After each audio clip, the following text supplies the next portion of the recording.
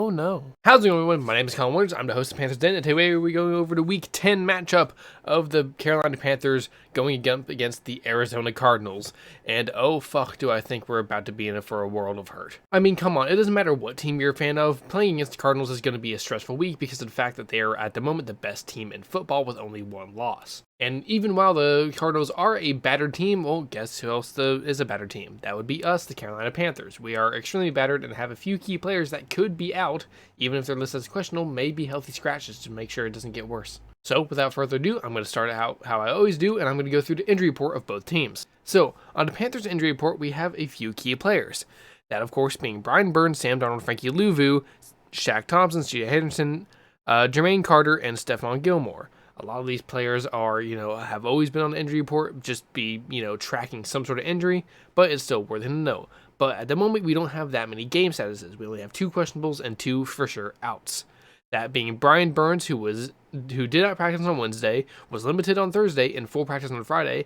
I would say it's a 50-50 shot if he plays, just because he's such an important cornerstone on our defense that we may make him a healthy scratch just because we don't want him to, re-aggravate anything and make him unavailable for more than what he has to be. Another questionable is Frankie Luvu.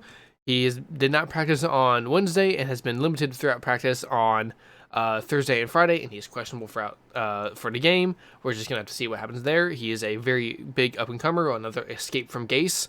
So we'll have to see what happens there. And when it comes to full-on outs, we have Stanley Thomas-Oliver, a cornerback. He did not practice all throughout the week and is out. And then Rashad Melvin. Rashad Melvin is going to be out for the game. He was limited all throughout the week with a hand injury, but he's been declared out completely. Now, C.J. Henderson has been a healthy scratch for a while. Shaq Thompson is on there because of a knee injury, but he's been full practice throughout the week. Jermaine Carter has been on the injury report for a little bit, but he's also full practice throughout the week. But when it comes to Stephon Gilmore, he's been on limited practice on Thursday and Friday, so he actually may not play as well, which would be a huge hit to our defense. And then Marquise Haynes, he full practice throughout the week, and it's just on an injury report with a foot injury, so we'll have to see what happens there. He hasn't been getting a lot of playing time, but he is a good player. And if Brian Burns does happen to be out, Marquise Haynes would be a great player to have on that edge. And now when it comes to the Cardinals injury report, oh my god, it is extensive and has a lot of key players on it. Just going through, we have first Budda Baker, an incredible safety on their team. He did not practice on Wednesday or Thursday. It was limited on Friday. It is questionable. Without that many practices, I'd say it's safe to say he may be out, but it's Budda Baker. He's a badass. He may just come and wreck our shit. Chase Edmonds, running back, is also out. He did not practice all throughout this week and has an ankle injury. Max Garcia, an O-lineman, has an Achilles injury. He did not practice all throughout the week and is only listed as questionable, but if you don't practice all throughout the week, I'm fairly certain you're not going to play. This is the same thing for DeAndre Hopkins, who has a lingering hamstring injury. He did not practice all throughout the week and is listed as questionable. Rondale Moore, he did not practice Wednesday or Thursday, limited on Friday, listed as questionable. Kyler Murray has an ankle injury. He did not practice Wednesday or Thursday, limited on Friday, and is listed as questionable. As far as I know, he's a game time decision, and we'll see what happens there. Jordan Phillips did not practice, limited on Friday. He is also questionable. And now we have a few outs, which is Justin Pugh, Jonathan Ward, and then James Higgins. They are all out with a calf, concussion, and knee injury in that order. And now there's a few more Cardinals that are in the injury report who do not have game status yet, who all full practice on Friday, but have been limited throughout the week. That being Kelvin Beachum, Daryl Daniels, Demetrius Harris, Jordan Hicks, Christian Kirk, and then A.J. Green. A.J. Green was an illness, so as long as he's gotten over that illness, he should be fine. But we'll just have to see whether or not he, allows us to throw a game-winning intercept. Sorry, that was mean. I mean, come on. It's low-hanging fruit. I also like the Packers. Come on. It was fun. In better news for the Panthers when it does come to this game, Justin Burris has been seen on the practice field. He's going to be coming back for this game. And so that means we are getting our starting safety back. That is fantastic. And honestly, we definitely need this. He has been an outstanding safety, very under the radar.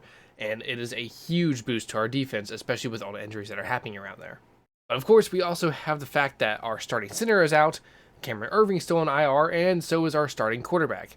Yes, the Panthers did re-sign Cam Newton, which I'm also ecstatic about, but as it seems, Matt Rule is going to be starting P.J. Walker at quarterback for this game because of the fact that he's going to let Cam have another week to get set into the team, learn the offense that we've been using, and pretty much just make sure that Cam is football ready. Now, I don't think that's a bad idea at all. It has also been said that it is not totally out of the question for Cam to suit up and be a backup for PJ Walker in this game, making his first game going to be a home game back against the Washington football team against his old former head coach Ron Rivera. That's going to be a very fun matchup to see next week. But as of right now, PJ Walker will be getting the start. So that means even if Kyler Murray doesn't play, both teams are going to be using backup quarterbacks, and we're just going to have to see who can duke it out the best. And look, I'm not going to even try to say that the Panthers are going to win this game in flying colors because of how injured the Cardinals are. We're just as injured in a lot more key places, and we've seen the Cardinals, they can get it done even with their second string guys. So, honestly, I'm not even going to even say that this game is going to be close.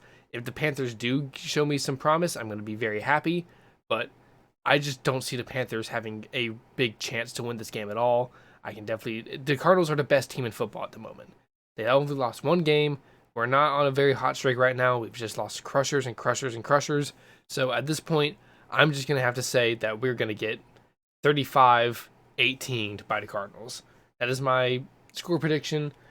I hope to God that they can at least hold them to 35, especially if Kyler plays. If Kyler ends up playing, oh fuck, it could get bad. Well, tell me what you think in the comments down below. Do you think I'm being way too dreadful about the Panthers' chances against the Cardinals? Do I think maybe I should give them a lot more chances, especially with how they played against the Chiefs last year?